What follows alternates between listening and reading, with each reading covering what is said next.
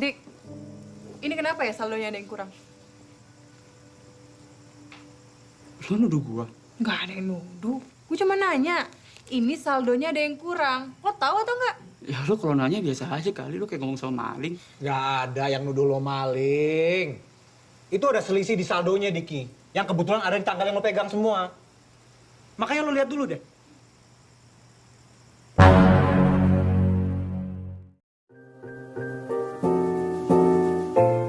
Assalamualaikum warahmatullahi wabarakatuh. Halo teman-teman semua, selamat pagi, siang, sore, malam dimanapun kalian semua berada.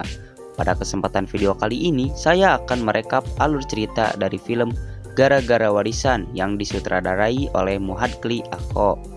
Film ini menceritakan tentang 3 saudara yang tidak pernah akur dan memperebutkan harta warisan milik sang ayah. Penasaran dengan kelanjutannya? Pastikan minum dan cemilan kalian sudah berada di samping kalian. Jika sudah, mari kita masuk ke videonya.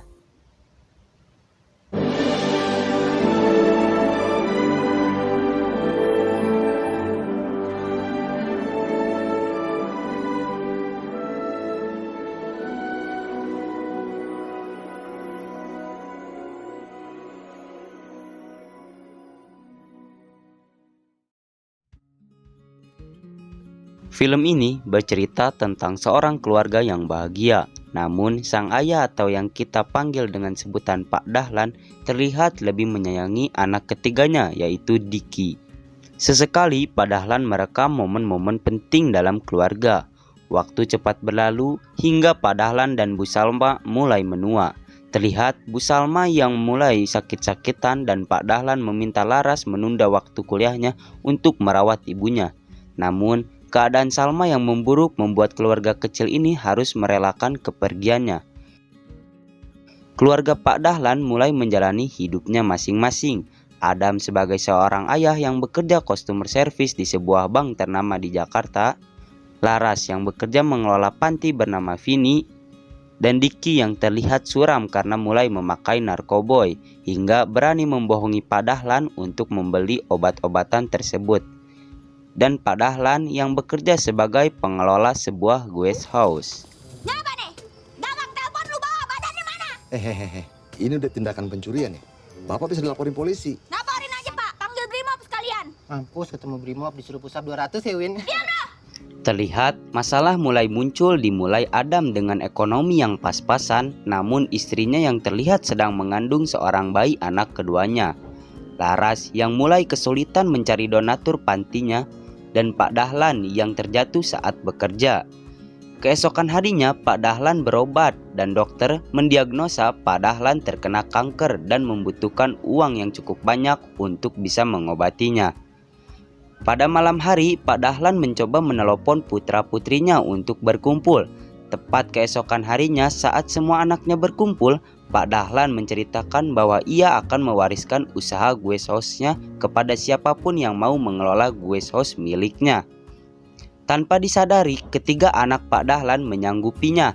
Namun, guest house hanya bisa dikelola oleh salah satu orang putra-putrinya saja. Hingga akhirnya, Pak Dahlan memutuskan untuk membuat kompetisi pengelola terbaik guest house miliknya dengan cara memberikan kewenangan selama 2 hari sekali secara bergantian kepada ketiga anaknya, dan pada akhirnya penilaian akan ditentukan oleh karyawan bekerja di guest house tersebut. Keesokan harinya Pak Dahlan mulai mengenalkan anak-anak yang akan menjadi penerus Pak Dahlan di kemudian hari kepada karyawan guest house miliknya. Iya Pak, betul. Kebetulan aku orangnya mauan. Depan hayu, belakang hayu. Fleksibel Mas. Di hari pertama, Adam merasa kesulitan karena ini merupakan pertama kalinya Adam menjadi bos dan apesnya berhadapan langsung dengan komplain dari seorang tamu. Namun, ia tak gentar hingga di hari berikutnya ia mengajarkan kepada karyawan guest house bagaimana cara menyambut tamu dengan baik. Bang, minum dulu ya. Ini namanya welcome drink. Welcome drink, welcome to more. Minum ya, berkat krim mulutnya. Selamat menikmati minuman tersebut. Mari Pak, saya bantu bawain tasnya. Baik banget. Oke, jangan. Berat banget sih tasnya. Bawa apaan sih? Tugu Tani ya? Selanjutnya giliran Laras yang akan mengelola guest house tersebut. Ia mendiskusikan terobosan terbaru kepada karyawan guest house ayahnya berupa penggunaan daftar booking guest house milik Pak Dahlan melalui fasilitas online. Laras cukup baik dalam memberikan terobosan-terobosan terbarunya hingga dibuatkan laporan pemaparan miliknya.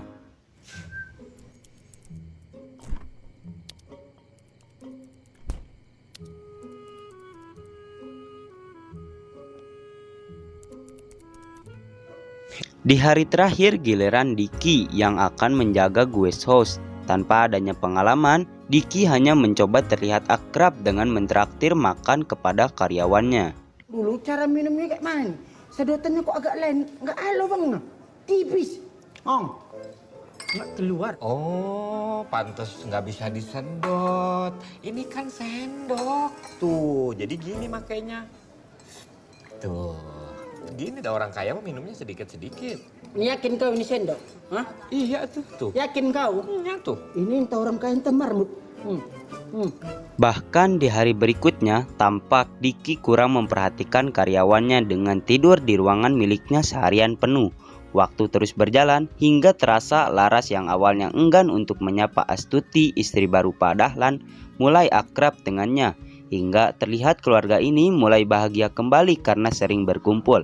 Laras dan Adam saling bertukar cerita selama mengelola guest house-nya kepada Pak Dahlan dan Astuti. Di hari berikutnya, Pak Dahlan kedatangan tamu seorang pembisnis yang akan membeli guest house miliknya. Kalau saya coba buka penawaran di 5M. Dengan jumlah yang cukup menggiurkan, namun Pak Dahlan tetap menolak tawaran tersebut. Pada malam harinya, masalah muncul kembali mengenai pembukuan hasil guest house yang berbeda.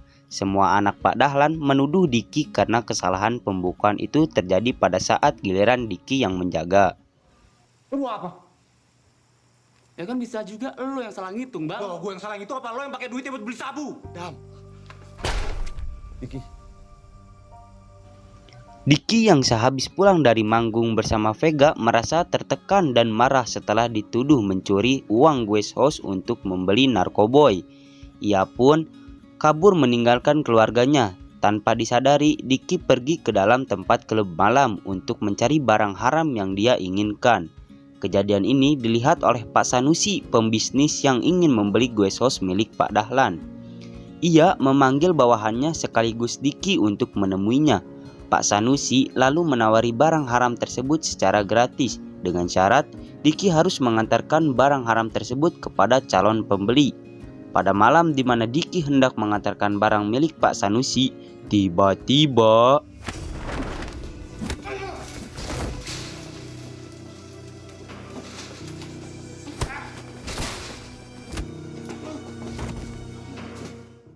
Diki dicegat oleh 3 orang lalu dihajar habis-habisan dan 3 orang tersebut membawa kabur barangnya.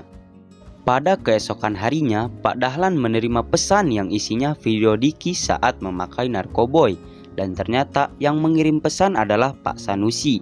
Ia memaksa Pak Dahlan untuk mengembalikan barangnya yang dihilangkan oleh anaknya Diki atau memberikan guest house miliknya kepada Pak Sanusi. Pak Dahlan pun meminta Diki untuk pulang dan menjelaskan semuanya. Saat datang ke rumah, Diki menjelaskan semuanya dan menyesal merasa bersalah kepada ayahnya.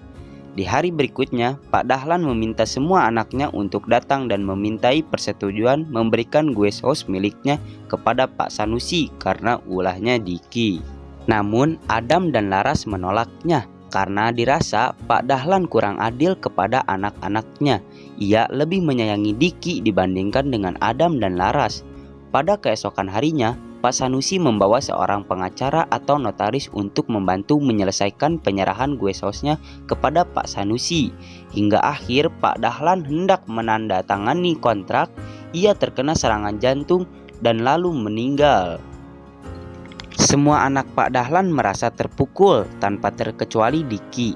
Pada malam harinya, Astuti memperlihatkan video terakhirnya Pak Dahlan kepada anak-anaknya. Pada video tersebut, Pak Dahlan meminta maaf kepada ketiga anaknya terutama Adam yang kurang memperhatikannya sebagai seorang ayah. Pada malam itu, momen diakhiri dengan rasa haru dan saling memaafkan satu sama lain. Hingga di suatu pagi, saat Adam dan Laras bersiap kembali ke Jakarta, tanpa disadari, Diki menyerahkan diri kepada kepolisian dan melaporkan Pak Sanusi sebagai pengedar narkoboy.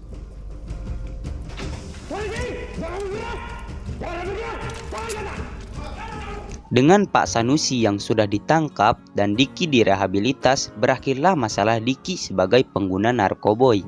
Pada malam di mana penilaian bos Guest House, terpilihlah Laras sebagai penerus Pak Dahlan.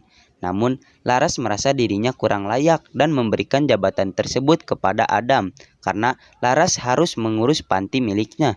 Jika Laras mengelola Guest House, maka tidak ada yang mengelola panti miliknya. Karena kebaikan Adam, Adam siap menjadi donatur panti yang dikelola oleh Laras. Dan berakhirlah sudah film yang berjudul Gara-Gara Warisan. Hikmah yang dapat dipetik adalah tidak ada harta yang paling berharga selain keluarga. Sejauh apapun kamu pergi, keluargalah tempat kamu pulang. Saya Rizal Afsal, pamit undur diri. Wassalamualaikum warahmatullahi wabarakatuh.